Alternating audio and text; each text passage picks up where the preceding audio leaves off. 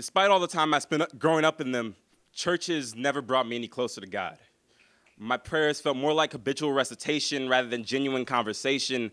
I could never tell if God was listening or if my words were just reflecting across empty corridors. I feel like I'm the only one in my family who's so uncertain, and I still remember that jealousy in my chest every time my little cousin would say grace because of the pride my dad had and how strong her faith was, or maybe because someone was so confident in a being I've long stopped searching for, but I found my temple in a canopy. Branches lift my spirit far closer to paradise than baptisms ever could. I don't know much about conversations with God, but I spent days of my life talking to a tree, or singing to one, or reciting poetry. Regardless, I just wanted someone who would listen. Most kids wanted to talk to animals growing up, but I wanted to talk to trees. More accurately, I wish they could talk back because in them, I find the sacredness I've been searching for in God the past 19 years.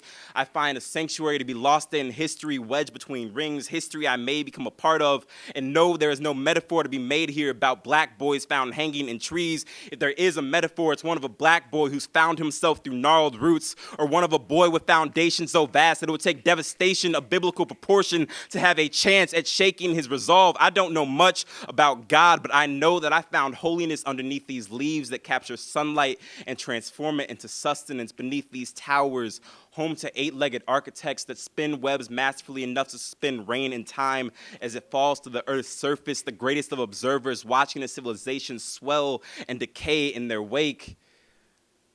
It sounds ridiculous, I know, but that's why all the questions I have, the answers would have to come from a tree. For trees, there's no room for ambition, no need to change or impress anyone else, no hope to travel this earth, so I ask, what is the meaning of life to a being incapable of action?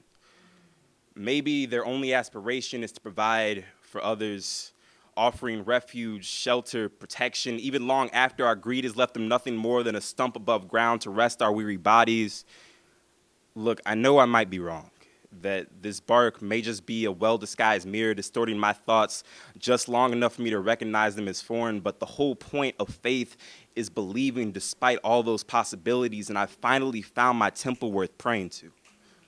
3 weeks ago, I climbed my favorite tree higher than I ever have before, and I thought to myself, if this is the closest I get to God, then that's enough. I laid back against the branches, said, I don't know if you can hear me right now, but thank you. I looked up and just stared at the moon.